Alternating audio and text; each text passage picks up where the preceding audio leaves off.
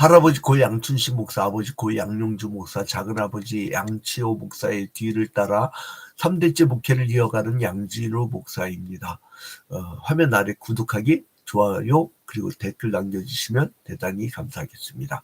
오늘도 주님 총알에 힘찬 하루가 되기를 주님의 이름으로 축원드립니다. 요즘에 그 나라가 많이 안정돼가고, 그리고 새로운 정부 조직도 막 구성돼가고 하는 시점인데, 우리 그리스도인들은요, 그 역사가 잠깐 있는 정부 역사는 그거 얼마 안 간다는 걸 압니다, 우리는. 그리고 역사의 종말도 알고. 이 거대한 눈은 누가 주셨느냐? 바로 예수 그리스도께서. 여러분, 어떤 한 인물을 한번 가정해 봅시다. 어떤 한 인물이 태어나가지고요, 정부 요직, 아니, 그건 천만의 말씀. 아니, 뭐, 어디가 제대로 직장 생활? 천만의 말씀. 어떤, 세상에 어떤, 그걸 뭐라고 해야 돼? 세상에 어떤 영화를 누리지도 못하고, 응? 왕의 그 지저분한 결혼 생활을 지적하다가 목이 잘려갖고 죽임을 당해. 여러분, 그 인생을 성공했다고 봅니까? 아니면 실패했다고 봅니까? 아마 성공신학, 기복신학, 그런 계통은 실패한 사람으로 볼 거야. 그죠? 그러나 구속파적, 언약적 그 관점으로 보면 성공한 사람이 있어요. 그게 누구냐? 세례요한이에요. 세례요한은요, 참 이 징글징글한 시대에 태어났죠. 자, 1절 봐봐요. 디베리오 황제가 통치한 지 15해.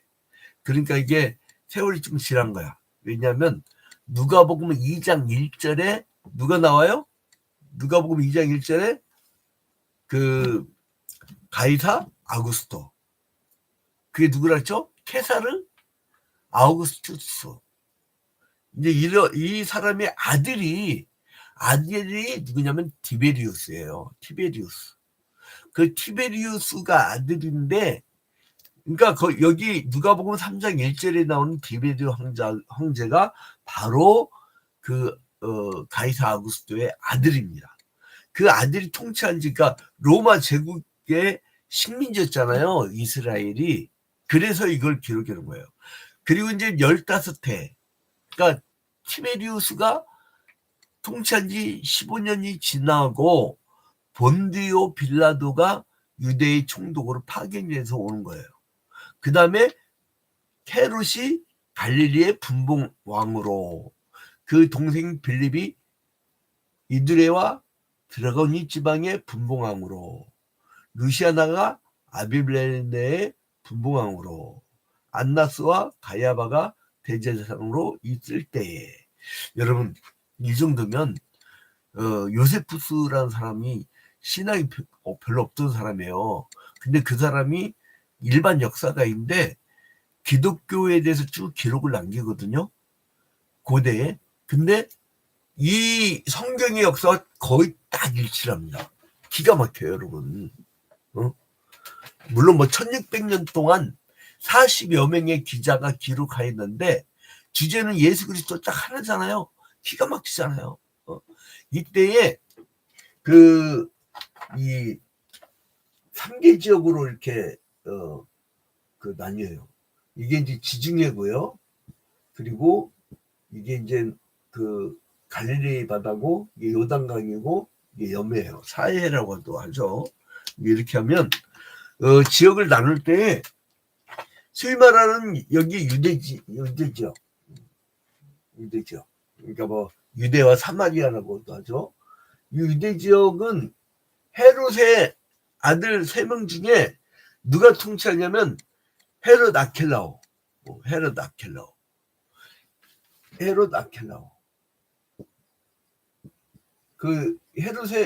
대왕의 3 아들 중에 헤롯 아켈라오가 통치하던 때이고, 그러니까 분봉왕이라는 게 뭐냐면 나눠서 통치한다는 거예요.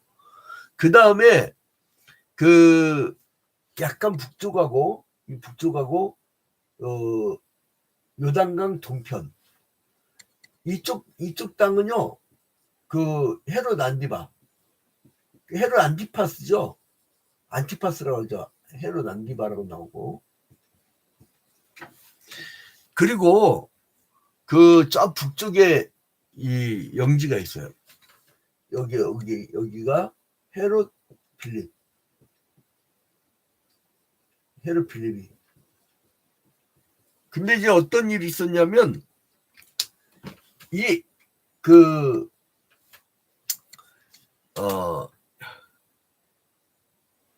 사가랴의 아들인 세례 요한이 그냥 가만히 지내면 괜찮았는데 이 사람이 예수기를 앞서서 이렇게 다리를 놓으면서 동시에 그 헤롯 빌립의 안내를 빼앗고 자기의 그 안내를 삼은 그런 그 분봉왕이 헤롯이 그 짓을 한 거야. 그러니까 자기 형제의 안내를 빼서 그게 누구냐면 그게 헤로디야. 헤로디아는 원래 빌립이 아내였는데 이제 이걸 빼서. 그러니까 19절에 보면 분봉왕 헤롯은 그의 동생의 아내 헤로디아의 일과 또 자기가 행한 모든 악한 일로 말미암아 요한에게 책망을 받고. 그러니까 세례 요한은 인생 일대에 그 치적이라는 건 뭐냐면 그러니까 분봉왕이죠. 분봉왕 헤롯 대왕의 아들이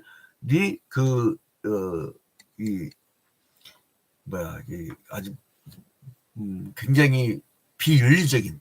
나 성적인 거는 참 설계할 때 힘들어 죽겠어.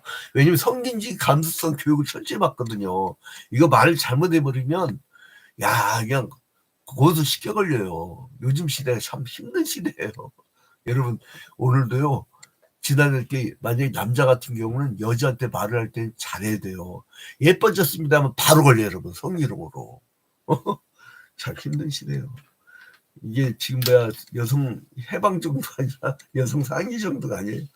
근데 아무튼 간에 근데 그거를 뭘로 측정하냐면 여자가 기분이 느낌상 기분이 안 좋으면 걸려. 근데 기분이 그냥 괜찮아 이 정도면 안 걸려. 이거 굉장히 주관적인 거예요 여러분 법이. 근데 아무튼 그동안 여성이 눌려가지고 어쩔 수 없죠. 좀 여성의 인권도 신장이 되죠. 근데 아무튼간에 세례 요한이 사역을 할 때 이 사람은 하필 반정부적 그 외침을 하도록 하나님이 명령하신단 말이에요. 이 사람은요 여러분 자기가 하고 싶어 하는 게 아니에요. 자, 2절 끝에 보니까 안나스와 가야바가 대제사장으로 있을 때에 하나님의 말씀이 빈들에서 사가랴의 아들 요한에게 임한지라. 하나님의 명령이야. 하나님의 말씀이 떨어져가지고 그 회개를 외친 거예요.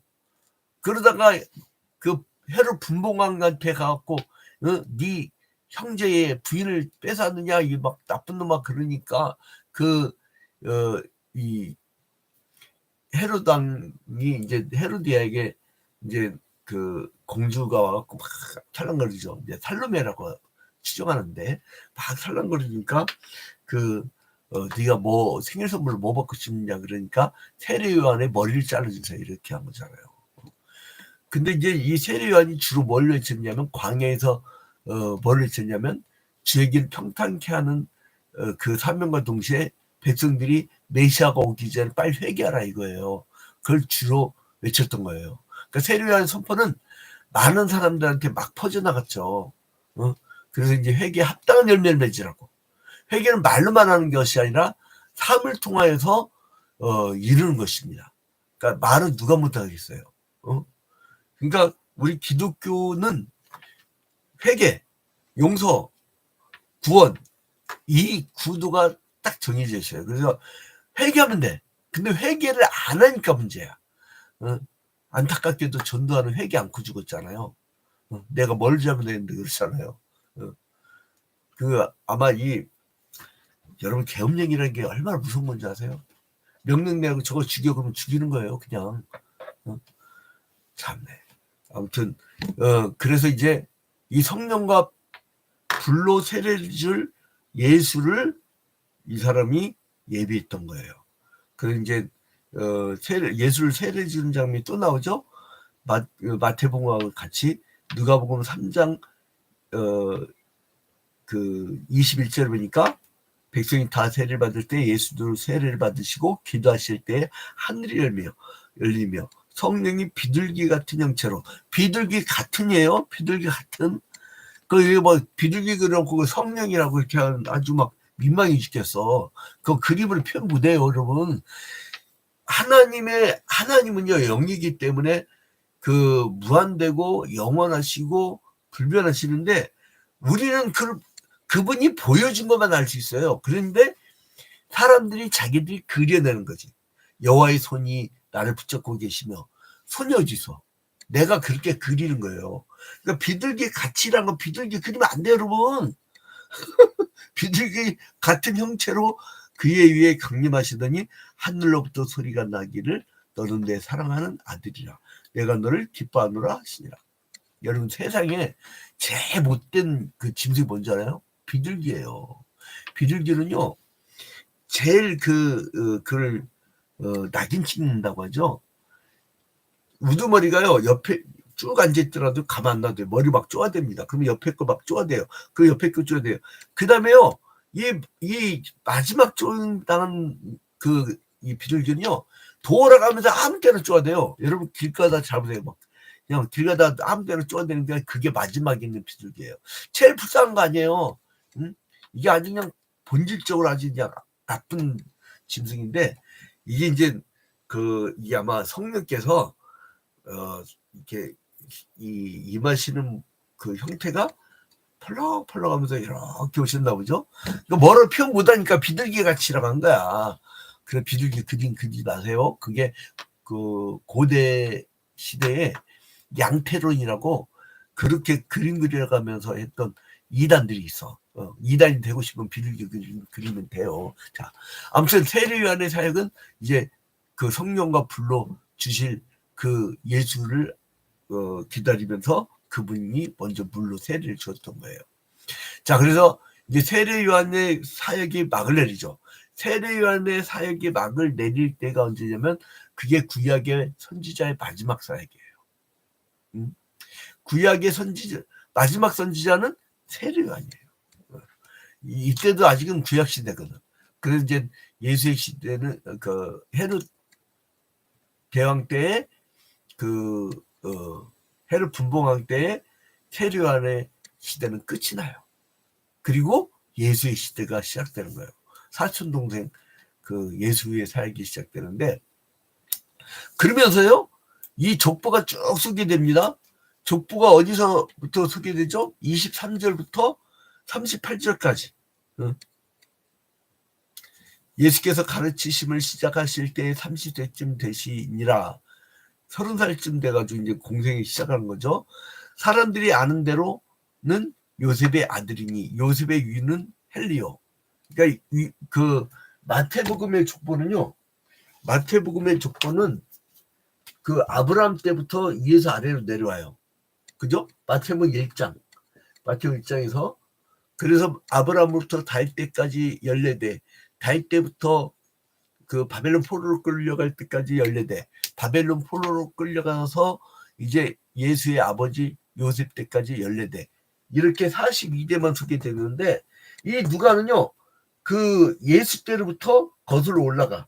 어디까지? 아담까지. 그래서 이제 마태의 족보와 누가의 족보는 차이가 있죠.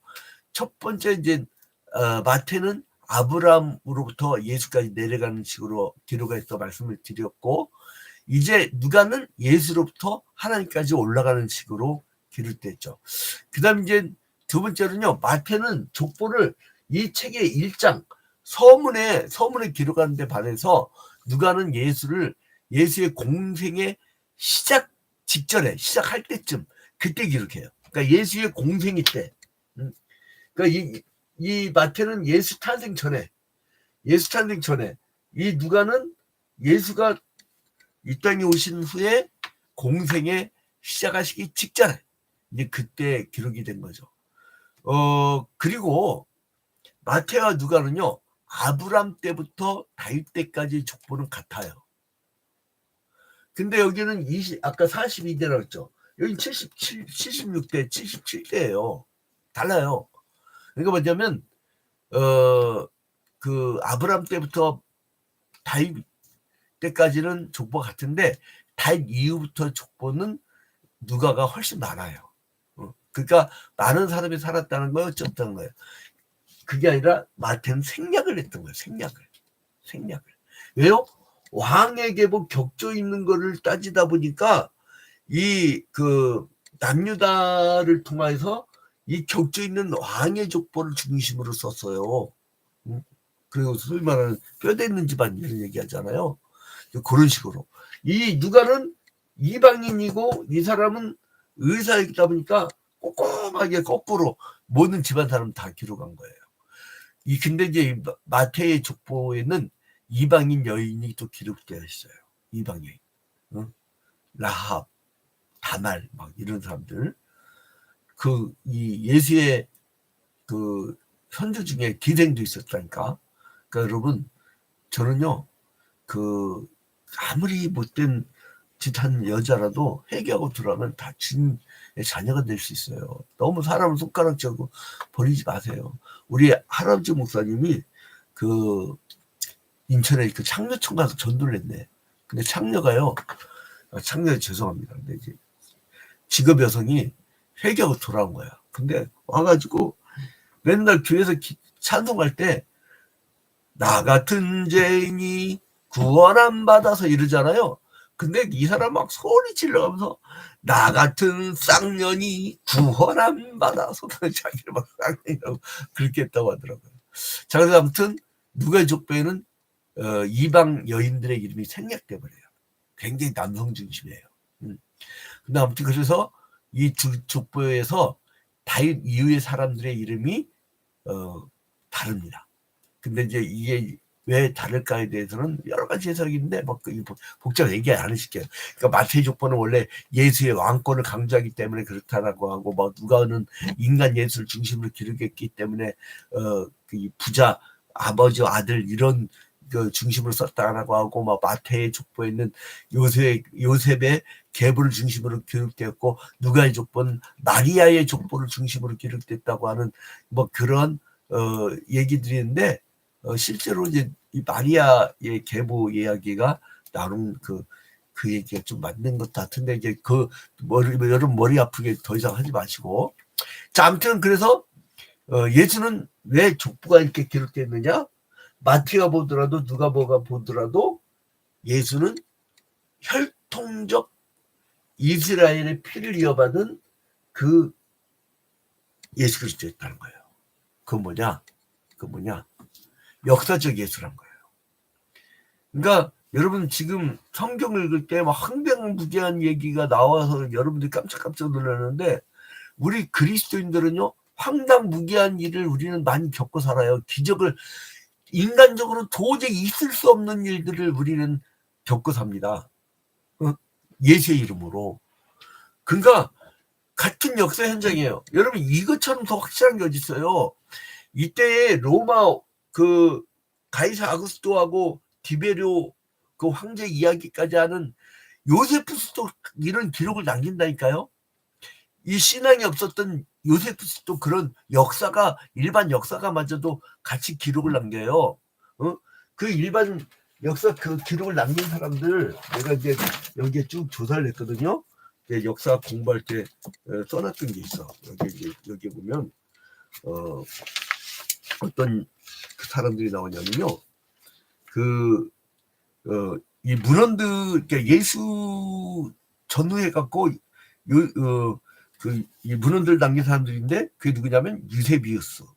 그 다음에 이 사람은 그래도 이제 어느 정도 신앙이 있던 사람이에요. 근데 비기독교인 역사가들이 있어요. 요세푸스, 타키투스, 스웨토니우스, 이 세 사람. 근데 이 유명한 역사가들도요, 이런 사실들은 같이 기록하고 있다니까, 여러분. 이게 그러니까 뭐냐면 지금 성경을 무슨 동화책 읽듯이 읽으면 안 돼요. 성경은 예수의 십자가의 죽으심과 부활을 직접 목격한 그 어간의 사람들, 그 어간의 사람들에 의해서 기록되어진 역사적 사실이란 말이에요. 기자들에 의해서 보도된 사실이란 말이에요. 그래서 예수는 역사적 사실이란 걸 보여주기 위해서 이제 족보를 쭉 나열한 거예요. 이거는 제가 이제 우리 성도들한테만큼은 이 예수의 족보대로 타고 내려오면서 계속 설교를 했었어요. 그 시리즈 설교를 시헤럴드 TV에서 여러분들이 잘 찾아보면 나옵니다. 거기서 이제 이거는 참 특별한 설교였어요. 그렇게 설교해 주는 교회가 거의 없어요. 예수의 족보를. 왜냐면 골치 아파서 안 해주는데 저는 시간이 많아서 공부할 시간이 많아서 그래가지고 우리 교인들이 공부하라고 아주 배를 엄청 해줘가지고 마음껏 공부에만 집중할 수 있는 그런 환경이 됩니다. 어제는 그 도서관에 갔다 왔어요. 근데 아무튼 여러분 이제 하나님은 자기를 사랑하는 백성들 위해서 독생자를 보내시는데 역사적 예수로 현장으로 보내셨어요. 그리고 그분은 가셨어요. 그리고 신비적 연합으로 우리와 함께 하셔요. 그래서 우리는 예수의 이름으로 살아갈 때 예수께서 일으키셨던 기사와 이적을 베풀 수가 있고 우리는 예수의 사역을 할 수가 있는 거예요. 여러분 오늘도 예수의 이름으로 승리하는 여러분이 되시기를 주님의 이름으로 축원드립니다.